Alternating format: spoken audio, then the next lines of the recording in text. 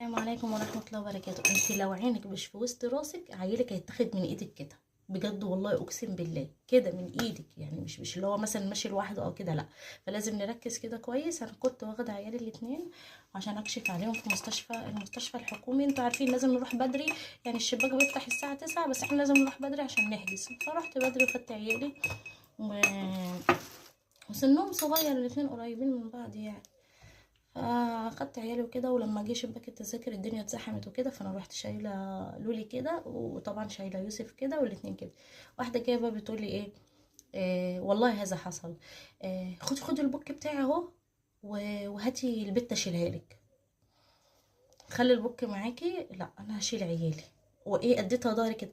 هو انا هخطفهم منك؟ اقسم بالله اكنها تتخانق. هو انا يعني هخطفهم ولا مش هخطف؟